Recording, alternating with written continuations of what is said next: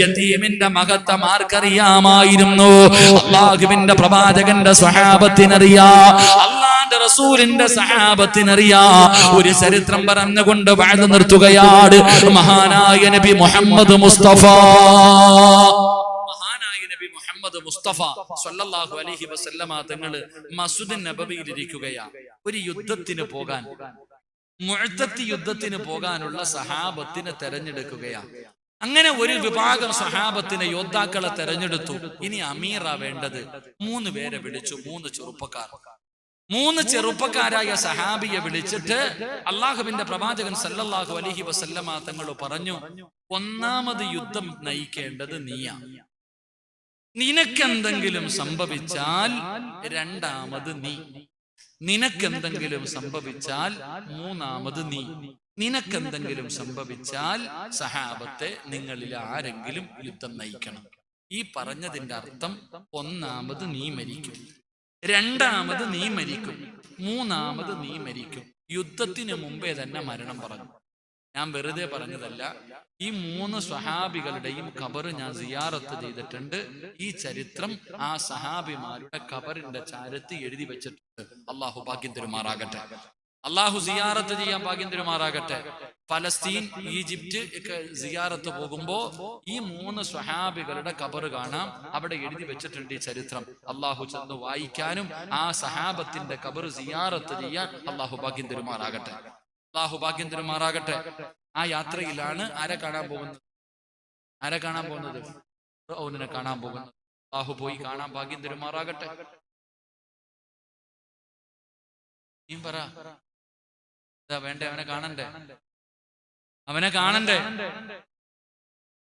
മനുഷ്യന്മാരിപ്പ പിന്നെ എന്തിനാ അള്ളാഹ് അവനെ കടലിൽ ഇട്ടിട്ട് നശിപ്പിക്കാതെ എടുത്തു വെച്ചിരിക്കണേ? കടലിനകത്ത് കടന്നിട്ട് 300, 3000, 300 കൊല്ലം കടലിന്റെ അകത്ത് കടന്നിട്ട്, ഉപ്പുവെള്ളത്തിൽ കടന്നിട്ട് നശിക്കാതെ ഈ ശൈത്താനെ എടുത്ത് അള്ളാഹ് അവിടെ വെച്ചിരിക്കുന്നത് പിന്നെ എന്തിനാ? അള്ളാഹ് കാണാൻ വേണ്ടിയാ വെച്ചിരിക്കണത്. അള്ളാഹു പോയി കാണാൻ ഭാഗ്യം തരുമാറാകട്ടെ. നമ്മൾ യാത്ര പോയപ്പോ ഒരു വാപ്പ ഇവനെ കാണണമെങ്കിൽ ഈജിപ്തിൽ ചെന്നിട്ട് മ്യൂസിയത്തിന്റെ അകത്ത് കയറണമെങ്കിൽ പൈസ ഉണ്ട്.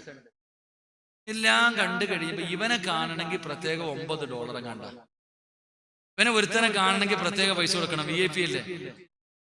എല്ലാരും കയറി, ഒരാള് മാത്രം കേറണില്ല.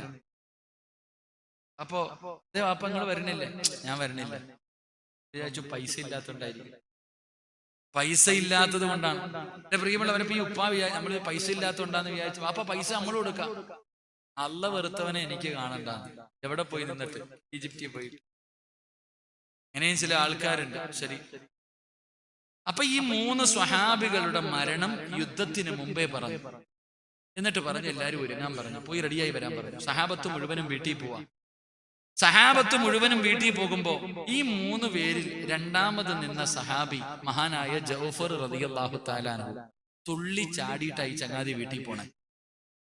ഈ സഹാബി തന്റെ വീട്ടിലേക്ക് പോകുമ്പോ തുള്ളി ചാടി സന്തോഷം കാരണം പോണേ. നോക്കുമ്പോ ഭാര്യ അസ്മാ റളിയല്ലാഹു തആല അൻഹ വീടിന്റെ കവാടത്തിൽ ഇങ്ങനെ നോക്കി നിൽക്ക. ഇച്ചായ കാണുന്നില്ല. ഇങ്ങനെ നല്ല പെണ്ണുങ്ങള് അല്ലാഹു സാലിഹത്തായ ഭാര്യമാരാക്കി തരുമാറാകട്ടെ. ഭർത്താവിനെ കണ്ടില്ലെങ്കിൽ ഭാര്യ മുഖവാതിലിൽ കാത്തു നിൽക്കും. അല്ലേ? പണ്ടത്തെ പെണ്ണുങ്ങൾ അങ്ങനെ. ഭർത്താവ് വീട്ടിൽ വരാൻ വേണ്ടി കണ്ടില്ലെങ്കിൽ വീടിന്റെ കവാടത്തിൽ കാത്തു നിൽക്കും. ഭർത്താവ് വന്ന ഉടനെ ചിരിക്കുന്ന മുഖത്തോടെ വീടിന്റെ അകത്ത് വിളിച്ചുകൊണ്ടിരുത്തി ഭർത്താവിന് ഭക്ഷണം വിളമ്പി കൊടുക്കും. എന്നിട്ട് കാത്തു നിൽക്കും. ഭർത്താവിന്റെ കൂടെ ഇരുന്ന് കഴിക്കാറില്ല.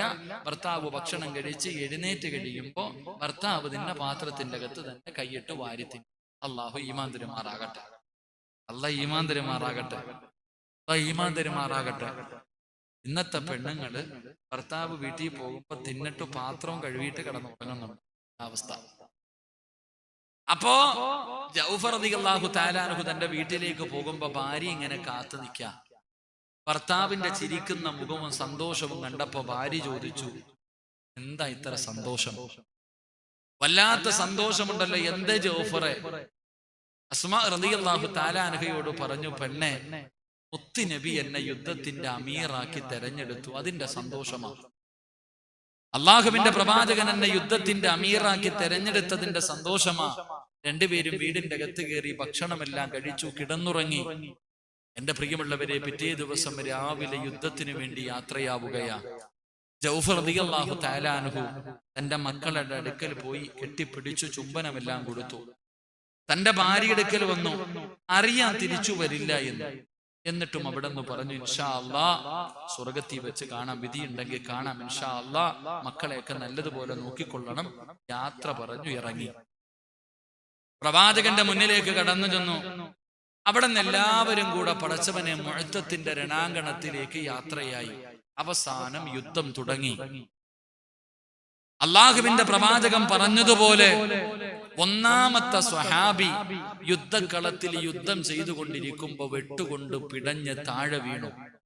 ജൗഫർ റളിയല്ലാഹു തആല അൻഹു ഓടിച്ചെന്ന് ഇസ്ലാമിന്റെ കൊടിയെടുത്തു. ഇസ്ലാമിന്റെ കൊടി എങ്ങനെ എടുത്തിട്ട് ഉയർത്തിപ്പിടിച്ചു. വാ സഹാബ എന്ന് വിളിച്ചുകൊണ്ട് യുദ്ധത്തിന് മുന്നോട്ട് പോയി. ഇടത് കൈപ്പത്തി അങ്ങ് വെട്ടി മുറിച്ചു കളഞ്ഞു. കൊടി താഴെ വീണു. ജൗഫർ റളിയല്ലാഹു തആല അൻഹു വലത് കൈകൊണ്ട് കൊടിയെടുത്തു, ഉയർത്തിപ്പിടിച്ചു. വാ സഹാബ മുന്നോട്ട് പോയപ്പോ ആ കൈയും വെട്ടി മുറിച്ചു. കൊടി താഴെ വീണു. ജൗഫർ റളിയല്ലാഹു തആല അൻഹു അറ്റുപോയ രണ്ട് കൈ കൊണ്ട് താഴെ നിന്ന് കൊടി ഇങ്ങനെ എടുത്തിട്ട് ഇങ്ങനെ മുറുകെ പിടിച്ചു. എന്നിട്ട് പറഞ്ഞു, വാ സഹാബ. മുന്നോട്ട് നടക്കുമ്പോൾ കൈയുടെ മുട്ടുഭാഗം വെച്ച് വെട്ടിമുറിച്ചു. കൊടി താഴെ വീണു. ജൗഫർ റളിയല്ലാഹു തആല അൻഹു തന്റെ പുറകിൽ നിൽക്കുന്ന സ്വഹാബിയെ വിളിച്ചിട്ട് പറഞ്ഞു, ആ കൊടിയെടുത്ത് എന്റെ കക്ഷത്തിൽ വെച്ചതാ. ആ ഇസ്ലാമിന്റെ കൊടിയെടുത്ത് എന്റെ കക്ഷത്തിൽ വെച്ചതാ. സഹാബി കക്ഷത്ത് വെച്ചു കൊടുത്തപ്പോ നെഞ്ചിലേക്ക് ഇങ്ങനെ ചേർത്തങ്ങോട്ട് പിടിച്ചു. എന്നിട്ട് ചോദിച്ചു, സഹാബത്തെ, നിങ്ങൾക്ക് ആർക്കെങ്കിലും സ്വർഗം വേണോ സ്വഹാബ? നിങ്ങളിൽ ആർക്കെങ്കിലും സ്വർഗം വേണോ സ്വഹാബ? വേണമെങ്കിൽ എന്റെ പുറകിൽ വാ സ്വഹാബ. സ്വർഗത്തിന്റെ പരിമളം എനിക്ക് അടിച്ചു വീശുകയാണ്.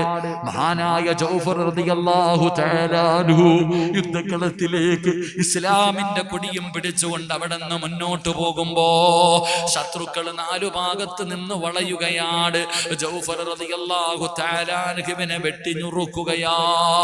ജൗഫർ തങ്ങളെ രണാങ്കണത്തിൽ പിടഞ്ഞു വീണു. എന്റെ പ്രിയമുള്ളവരെ, അള്ളാഹുവിന്റെ പ്രവാചകൻ ഈ യുദ്ധത്തിൽ പങ്കെടുത്തില്ല. അള്ളാന്റെ റസൂൽ ഈ യുദ്ധത്തിന് പങ്കെടുത്തില്ല. പ്രവാചകനതാ നമസ്കരിക്കാൻ പള്ളിയിൽ വന്നു. അള്ളാഹുവിന്റെ പ്രവാചകൻ അവിടെ നിന്ന് നമസ്കരിച്ചു. സ്വഹാബത്തിന്റെ എതിരെ തിരിഞ്ഞിരുന്നു. എന്നിട്ട് അള്ളാന്റെ റസൂൽ പറഞ്ഞു, സ്വഹാബ, എന്റെ ജൗഫർ ഷഹീദായി സഹാബ. അള്ളാഹുവിന്റെ പ്രവാചകൻ അവിടെ നിന്ന് വിളിച്ചു പറയുകയാ, എന്റെ ജൗഫർ പോയി, എന്റെ ജൗഫർ പോയി. സഹാബത്തെ, വീട്ടിൽ പോയി പറയണമല്ലോ, ഭാര്യയോട് പറയണമല്ലോ, മക്കളോട് മരണവാർത്ത പറയണമല്ലോ. അതുകൊണ്ട് ആരാ പോകുന്നത്? നിങ്ങളിൽ ആരാണ് ജൗഫറിന്റെ വീട്ടിൽ പോയി മരണവാർത്ത പറയുന്നത്? അള്ളാന്റെ റസൂല് ചോദിക്കുമ്പോ ഒരു സ്വഹാബി പോലും അനങ്ങുന്നില്ല, ഒരാൾ പോലും തയ്യാറാകുന്നില്ല. അള്ളാഹുവിന്റെ പ്രവാചകൻ സ്വല്ലല്ലാഹു അലൈഹി വസല്ലമ തങ്ങൾ പിന്നെയും ചോദിക്കുന്നു, സ്വഹാബ, ആരാണ് ജൗഫറിന്റെ വീട്ടിൽ പോയി മരണവാർത്ത പറയുന്നത്? ഒരാളും മിണ്ടാതെ തയ്യാറാകുന്നില്ല, ഒരാളും എഴുന്നേക്കുന്നില്ല. എല്ലാവരും തലതാഴ്ത്തി ഇരുന്ന് കരയുകയാണ്. അള്ളാന്റെ റസൂല് ചോദിച്ചു, സഹാബത്തെ, നിങ്ങൾക്ക് എന്തു പറ്റി സഹാബ? നിങ്ങൾക്ക് എന്തു പറ്റി സ്വഹാബ? യാ റസൂലല്ലാഹ്, ഞങ്ങൾക്ക് ആർക്കും ധൈര്യമില്ല നബിയേ, ഞങ്ങൾക്ക് ആർക്കും ധൈര്യമില്ല നബിയേ. ജൗഫർ റളിയല്ലാഹു തആല അൻഹുവിന്റെ ഭാര്യയോട് മരണവാർത്ത പോയി പറയാൻ ധൈര്യമില്ലാഞ്ഞിട്ടാ. കാരണം എന്തെന്നറിയോ? ആ പെണ്ണിന് 19 വയസ്സാണ് നബിയേ. 19 വയസ്സേ ഉള്ളൂ. ജൗഫറിന്റെ ഭാര്യയായ അസ്മാ റളിയല്ലാഹു തആല അൻഹ 19 വയസ്സുള്ള ഒരു പെണ്ണിനോട് നിന്റെ പ്രിയപ്പെട്ട ഭർത്താവ് മരിച്ചുപോയെന്ന് ഞങ്ങൾ എങ്ങനെ പറയാരാ? ധൈര്യമില്ലാത്തത് കൊണ്ടാണ് നബിയേ. അള്ളാഹുവിന്റെ പ്രവാചകനോട് സ്വഹാബികൾ പറയുകയോ, യാ റസൂലല്ലാഹ്, മൂന്ന് ആമക്കളാ നബിയേ. ജൗഫർ റളിയല്ലാഹു തആല അൻഹുവിന് മൂന്നാൺ കുഞ്ഞുങ്ങളാണുള്ളത്. മൂന്നെണ്ണത്തിനും 10 വയസ്സിന് താഴെയാണ് പ്രായം. 10 വയസ്സിന് താഴെ പ്രായമുള്ള 3 പിഞ്ചു മക്കളാണ് ആ വീട്ടിലുള്ളത്.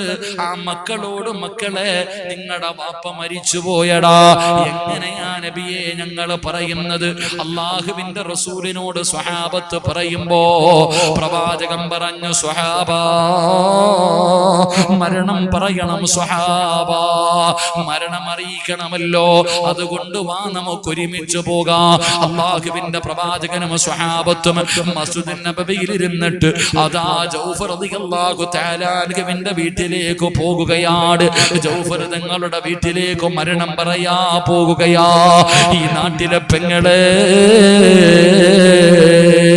ജൗഫർ റളിയല്ലാഹു തആല അൻഹുവിന്റെ ഭാര്യ എന്തേ ചെയ്തതെന്നറിയോ? പടച്ചവനെ, യുദ്ധം കഴിഞ്ഞ് സ്വഹാബികൾ വന്നു തുടങ്ങി. തന്റെ ഭർത്താവ് വരാ സമയമായി. 3 മക്കളെയും എണ്ണ തേപ്പിച്ച് കുളിപ്പിക്കുകയാ. 3 മക്കളെയും എണ്ണ തേപ്പിച്ച് കുളിപ്പിച്ചു. അല്ലാഹുവേ, നല്ല വസ്ത്രം ധരിപ്പിച്ചു വീടിന്റെ മുന്നിൽ നിർത്തിയിരിക്കുകയാണ്. കേറി വരുന്ന ഭർത്താവിനെ കാണാൻ, കേറി വരുന്ന ജൗഫർ തങ്ങൾക്ക് കാണാൻ 3 മക്കളെ ഒരുക്കി വീടിന്റെ മുന്നിൽ നിർത്തിയിരിക്കുകയാണ്.